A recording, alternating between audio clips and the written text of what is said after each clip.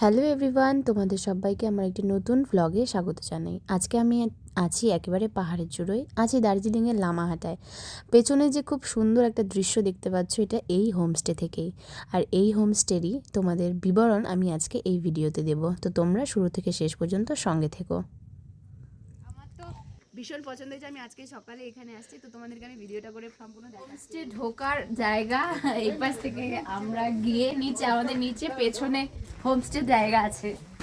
আর বাইরের জায়গাটা দেখাবো যে কত সুন্দর, সত্যি খুব সুন্দর জায়গা, কিন্তু ভীষণ ঠান্ডা, এখন ভীষণ ঠান্ডা নভেম্বর মাসে। হোমস্টেটা দেখো কত সুন্দর, পাইন গাছ দেখা যাচ্ছে।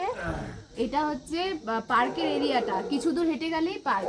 এখানে আসলে প্রকৃতির প্রেমে পড়তে বাধ্য। সিঁড়ি দিয়ে নিচে যাচ্ছি, আমি তোমাদের রুমগুলো দেখাবো। আমাদের রুম হচ্ছে উপরের ফ্লোরে, আর উপরের ফ্লোর থেকে ভিউ অসাধারণ লাগে। আমি ফটোতে দেখেছি, তো আমি রিয়ালে দেখবো, তোমাদেরকে দেখাবো। নভেম্বর মাসে এখানে এত ঠান্ডা যে দেখো সবাই আগুন তাপাচ্ছে।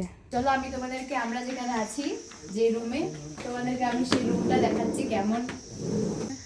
তোমরা দেখো যেখান থেকে কাঞ্চনজঙ্ঘা দেখা যায়। জানি না আমাদের কপালে আছে কিনা, তবে ইচ্ছা যাতে ওয়েদারটা ভালো থাকে আর আমরা কাঞ্চনজঙ্ঘা দেখতে পারি এখান থেকে। চলো তোমাদেরকে আমি রুম দেখাই। এই যে রুম, আর পার পার্সনের ওটা আলাদা চার্জ করে। এগুলো সব আমাদের ছড়ানো আছে, কারণ আমরা আমরা আমরা গাইস ঘুরতে আসছি, বাড়িতে কাজ করি, এই দুদিন আর কাজ করতে পারবো না, এইভাবেই ছেঁড়া বেড়া থাকবে আর এইভাবেই যাবো।